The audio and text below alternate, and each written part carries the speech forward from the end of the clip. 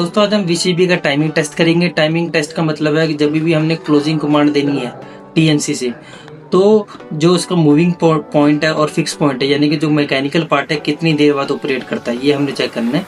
और जब भी हम ट्रिपिंग देंगे तो उसका जो मैकेनिकल पार्ट है वो कितनी देर बाद अलग होता है, वो हमने चेक करना है। ठीक है, तो हमने क्या करना है, स्कोप की टाइमिंग टेस्टिंग किट है, तो उसमें से 3 वायर है, एक वायर कॉमन है, एक वायर क्लोजिंग कॉइल की है, एक वायर ट्रिपिंग कॉइल की है।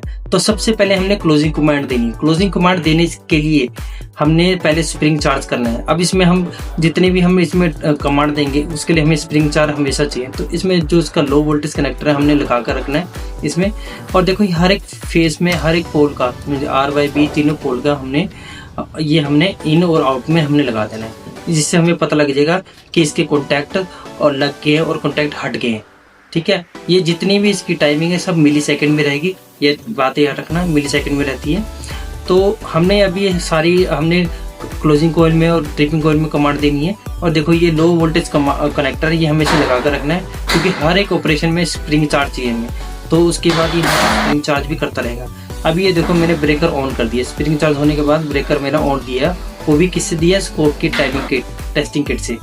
अब ये देखो जितने भी इसकी टाइमिंग है 50 मिली सेकेंड है तीनों की RYB, यानी कि तीनों के बराबर आ रही है। ठीक है, अब जैसे ही मैंने इसको क्लोजिंग कमांड दी उसके बाद इसका स्प्रिंग चार्ज हो गया।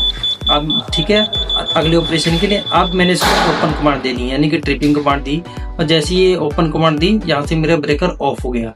अब ऑफ होने के बाद इसका जो हमारी टेस्टिंग किट है इसमें अब ऑफ होने की टाइमिंग आएगी। ठीक है, ऑफ होने की यानी कि ओपन टाइमिंग आएगी, जिसको हमने चेक करना है। ये भी ओपन टाइमिंग हमारी 49 मिली सेकेंड है तीनों की RYB, ये भी ओके है।